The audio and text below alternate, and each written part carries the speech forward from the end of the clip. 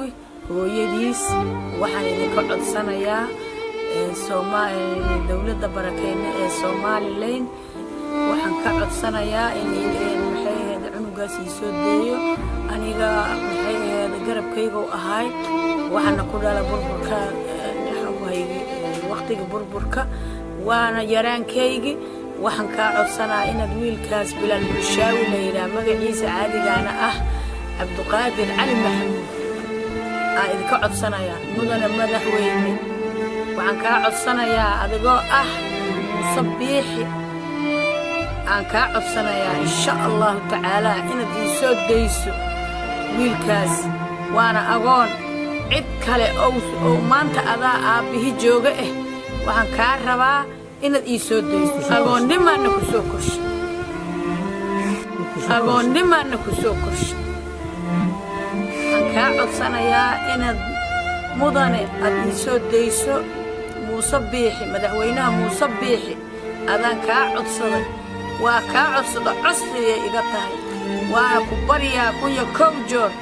waxaan ka rabaa cunugaas inaad ii soo deyso amaalmarintaadana lama gaari karo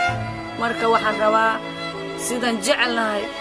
oo ummadda aad cunugaaga iyo la jeceshahay inaad iila jeclaato insha Allah taala waxaana ka codsaa in si degdeg aad iigu soo deyso waxaan ka rabaa cunugaas xurriyadiisa inaad dib iigu soo celiso. السلام عليكم مجيء واسمان علي محمود وبلا بلشاوي ولاجيس waxaa ka codsanaya madaxweynaha musabiixi inuu noo soo daayo walaalkay Bilaal inuu dib noo soo daayo xurriyadiisa mar walba murug iyo fikir iyo problem ku jirna hooyadana wanima noo soo korisay ilaa hadda hooyadeen way iska xanuunsan tahay murugtiisa la jiiftaa anagana sidoo kale walaalkeen waa yaraankeena mana ka marano biliis waa ku baryeena waa codsi waa Bilaal walaalihiisa waxaan ku leenahay madaxweyne mudane waa ku baryeena noo soo daa xurriyadiisa dib noo soo sii waana ku baryeena codsiga naga tahay haddaanaan familka Bilaal Bulshaawi codsiga naga tahay biliis waa ku baryeena ma awoodna qiiradeena maanta waxaa ku saabsanaa weliga kaamir ma soo horistaagin maxaa ugu qasbay walaalkayga oo iga maqan maanta xorriyadiisa ma haysto taleefona kala hadalna xitaa walba xitaa ma haysano mana la hadli karo xaaladdu ku sugan yahay ma sheegi karno waa ku baryeena madaxweyne meesha waxa uu soo fadhiisanay inaan codsi u dalbano ama codsi aan u dirsano jamhuuriyadda Soomaaliland khaasatan madaxweynaha waxaan maanta meesha u soo fadhiisanay aan la murugeysanahay aan la tiiraysanahay anigoonan awood u lahayn inaan dib u soo celino awoodda saaxiibkeen marna walaalkeen marna garabkeen oo naga maqan balse aan maanta awood u leenahay inaan codsi u dirsano dawladda barakeysan ee Soomaaliland maanta waxa meeshan u soo fadhiisanay walaalaheen Soomaaliland oo walaalkeena waxaan lahaa xurriyadiisa iyaga maanta gacantooda ku jirto waxaan idinka codsanaynaa kun iyo kow jeer inaad maanta xurriyadda walaalkeena aad dib inagu soo celisaan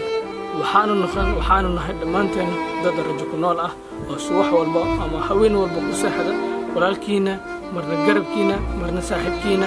bir uuna la soo deyn doonaa maanta rajadeena waxaa rumayn kara ilaahay ka sukow madaxweynaha dalka Soomaaliland musabiixi waxaan ka codsanaynaa hadduu video ku soo gaaro waxaan nahay dadkooda ka maqan yahay aanan maanta awood u lahayn inay soo deystaan xag awood ama xag maal aanan haysanin laakiinse aan haysano cod aan ku soo gudbisan karno codsigeena iyo rabitaankeena maantana waxaa codsanaynaa anagoo ah Bilaal Bulshaawi familkiisa iyo saaxiibadiisa in xurriyadiisa dibna lagu soo celiyo anigoo ah Armaan Maxamed Cabdiraxmaan ahna Bilaal Bulshaawi saaxiibkiisa aadna ugu barateen mataajiro iyo qosol ayaantana aaweysiin wax kale maahan waxaa ayaanta ugu maqannahay qadka ama social media saataala socotaan walaalkeena Bilaal Bulshaawi uu xiran yahay waxaana halkan maanta codsi ugu tirsanayaa ama ugu dhiibanaynaa madaxweynaha musabiixi jamhuuriyadda barakeysan ee Soomaaliland ee walaalaheena ah ee nagu luqadda ah ee nagu diinta ah waxaan ka codsanaynaa in saaxiibkeena marna walaalkeena aad xurriyadiisa dib noo siisaan meesha waxaan ku codsanayaa madaxweynaha